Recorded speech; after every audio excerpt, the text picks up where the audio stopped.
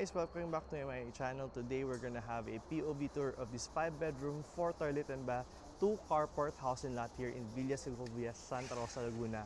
It has a lot area of 150 square meters and a floor area of 220 square meters. I'm excited to show you this one. This is around 60 to 70% constructed already.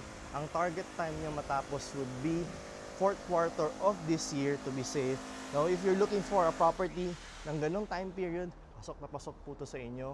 And if you're looking for a 5-bedroom house, this is perfect for you. So as we enter the property, makikita po natin will be your living area. And then, katapat na lang po niya is your powder room. And then, meron din po siyang guest room dito sa baba. So ito pong guest room sa baba has an access dun sa powder room. So tagusan po yung kwarto natin dun sa ating powder room. Meron po siya sa common for the guests. And then meron po tayong open for everyone. So let's move right here dito sa ating dining area. Our dining area can fit a 6 to 8 seater dining table. And then makikita nyo may provision po siya. So sliding glass door. I'm really excited to see this one kung ano magiging itsura po niya. Now right beside it would be your kitchen area, which will have a countertop. Meron po siyang overhead cabinets. And then magkakaroon po siyang L-shaped na counter or U-shaped na counter. And then makikita nyo na rin, since hindi pa talaga tapos yung property, at least you get to see kung anong size niya or mga ginamit na materyales during construction. So, we're done down here sa baba. Pero before that, hindi ko na lang mapapakita. Doon sa labas po natin, meron din po siyang maid's room na provision. So, tapos na tayo dito sa baba. Let's go to the second floor. The second floor, meron tayong 4 bedrooms dito, 2 toilet and bath. Let's begin dun sa first toilet and bath.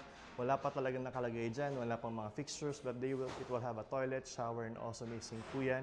Now, right beside it will be 2 bedrooms na mag-share po dun sa toilet and bath natin. This is the first bedroom. Kung makita nyo, may 2 big windows siya. Magkakaroon din yun ng cabinets and also LED lights. Ang kasya po dito is semi-double or double bed. And then dito naman po sa other side natin is a slightly smaller bedroom as compared to the first one that you saw.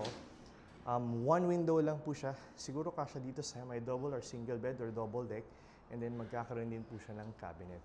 Now, dito rin po sa ating other side, meron pang dalawang toilet and bath. So yung dalawang bedrooms. So dito naman, itong third bedroom sa second floor, this is very unique because this bedroom has its own toilet and bath.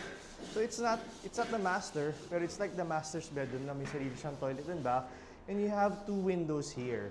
Now, dito rin po is, ito na po yung itsura ng toilet and bath. It's just a good size, not too big, not too small.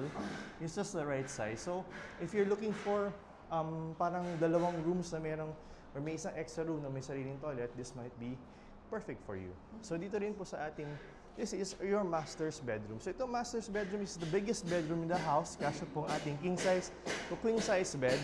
It's just the right size. Tamang-tama lang po siya. It's perfect for those people who's looking to live near New Valley, na gusto ng medyo a little bit mas mura.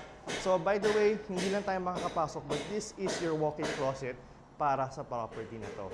So, we're done with the tour. If you would like to see this property in the actual, you would like to know more about the financing available, you can contact us in the contact information posted down below in the comment section and the description box. Bye guys!